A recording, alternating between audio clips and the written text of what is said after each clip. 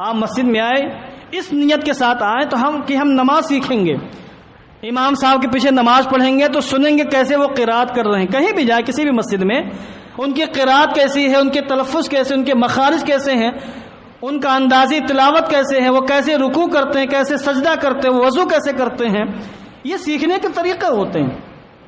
عام طور سے لوگ غلط لوگوں کو دیکھ کر غلط چیزیں سیکھ جاتے ہیں۔ جو انسان جس میدان کا ماہر ہو اس میدان میں سیکھنے کے لیے اسی انسان کی نقل کرنی چاہیے، کسی دوسرے کی نہیں۔ اب حرمین شریفین میں نے خود اپنی آنکھوں سے دیکھا، خانہ کعبہ کا حرم شریف میں طواف کرتے ہیں لوگ تو دیکھی دیکھا طواف کرتے ہیں۔ اگر کسی نے طواف میں کوئی غلط کام کیا، مثلا ہاتھ اٹھا لی جہاں ہاتھ نہیں اٹھانا تھا، تو دیکھنے والا سمجھتا کہ ہاں ہاتھ اٹھانا چاہیے، وہ بھی ہاتھ اٹھائے گا، بس زبردستی۔ تو لوگ دیکھ دیکھ کر بہت غلط کام کر ڈالتے ہیں۔ کبھی کبھی ایسا ہوتا ہے کہ وہ مجرم ہو جاتے ہیں، اور ایسے مجرم ہوتے ہیں کہ ان پر دم لازم آ جاتا ہے دیکھا دیکھی کرنے کی بنیاد پر۔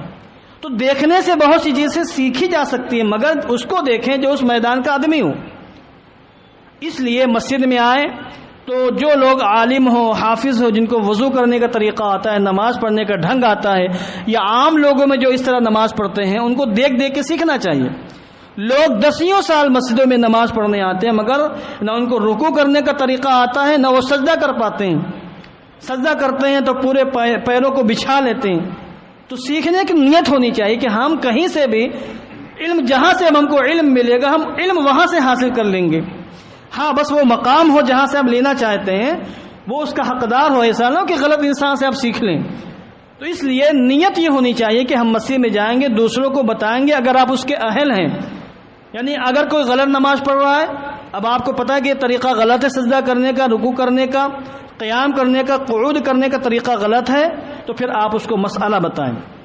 ہمارے یہاں پریشانی یہ ہے کہ لوگ یہ سمجھتے ہیں کہ مسئلہ بتانا جرم ہے، وہی مسئلہ بتایا جو امام ہو یا عالم ہو، جس کے پاس کوئی سند ہو۔ نہیں، اب آپ کو ایک مسئلہ پتا ہے کہ ٹی شرٹ پر اگر یا بنیان یا کرتے پر یا قمیص پر کہیں بھی کسی جاندار کی تصویر ہے، نماز مکروہ تحریمی ہے۔ ایک مسئلہ آپ کو معلوم ہے، آپ نے دیکھا کہ آپ کا اسلامی بھائی ایسی شرٹ پہن کے آیا جس کے پشت پر یا سامنے کہیں کسی جاندار کی تصویر ہے، تو آپ بتائیے بھی یہ غلط ہے، ایسا نہیں ہونا چاہیے۔ آج کل پھٹی جینس پہننے کا رواج ہو گیا، لوگ اچھے خاصے کھاتے پیتے خاندان کے مگر پھٹیچر بن کے زندگی گزارنا پسند کرتے ہیں۔ جتنی جینس زیادہ پھٹی اتنی زیادہ ترقی۔ یہاں کتنے نوجوان آتے ہیں جینس سے ایک مقام سے تین مقام سے پھٹی ہوتی ہیں، اور ان کو جان بوجھ کے قصداً پھاڑا جاتا ہے۔ وہ استعمال کی وجہ سے نہیں پھٹتی ہیں، مشینوں سے پھاڑا جاتا ہے۔ فیشن ہے، فیشن پہ لا کے نام پر تو لوگ ننگے گھوم رہے ہیں، عورتیں برہنہ گھوم رہی فیشن کے نام پر، مری جا رہی ہیں، نہ جانے ان کو کیا مل رہا ہے۔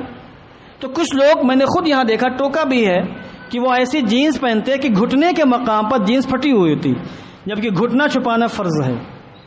اب ران کے مقام پر، گھٹنے کے مقام پر جینس پھٹی ہے تو ایسی نماز پڑھنے سے کیا فائدہ؟ شرمگاہ کھلی ہوئی ہے، اس کو چھپانا چاہیے۔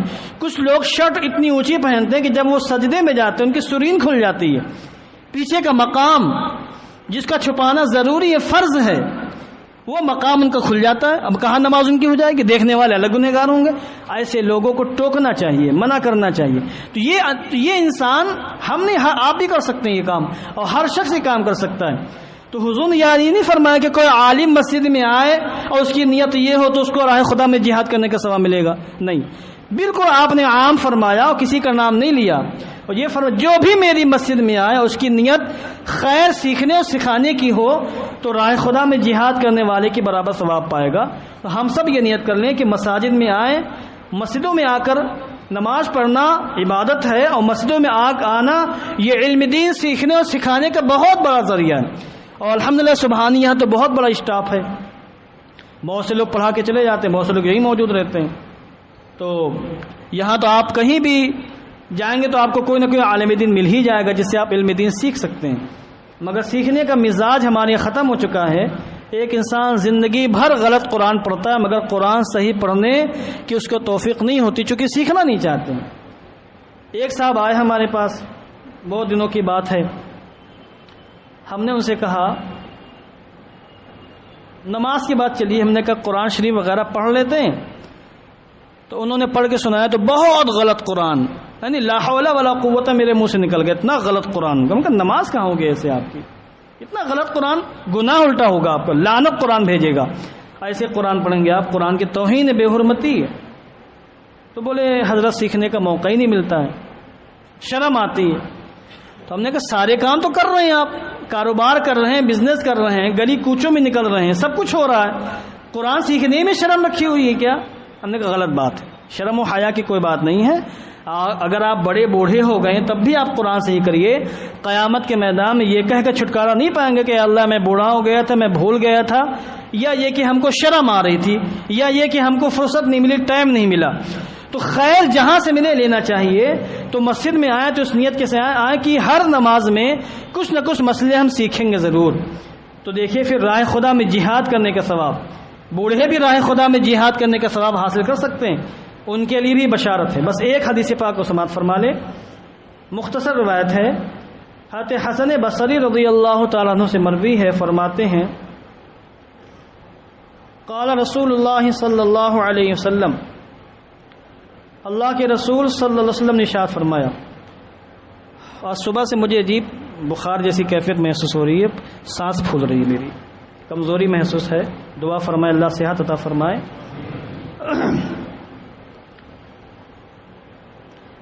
تو فرماتے ہیں کہ اللہ کے رسول صلی اللہ علیہ وسلم نے ارشاد فرمایا. دیکھیں علم غیب کی بات، اور آج یہ ثابت بھی ہو چکا ہے. جو حضور نے 1400 سال پہلے ارشاد فرمایا تھا آج ہم اپنی نظروں سے دیکھ رہے ہیں. فرمایا یاتی علی الناس زمان یکون حدیثہم فی مساجدہم فی امر دینہم. ایک ایسا زمانہ آئے گا کہ لوگ اپنی مسجدوں میں آ کر، جہاں وہ نماز پڑھتے ہیں، اپنی مسجدوں میں آ کر اپنی دنیا کے معاملے میں گفتگو کریں گے.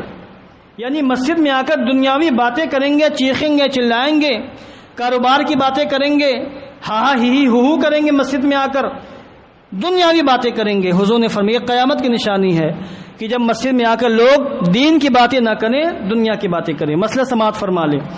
دین کی باتیں کرنا مسجد کے اندر کسی بھی زاویے سے ہو بالکل حلال ہے، کوئی اس میں حرج کی بات نہیں.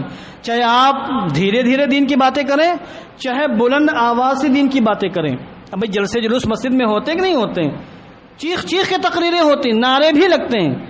کیوں جائز ہے؟ اس لیے کوئی دین کی باتیں ہیں.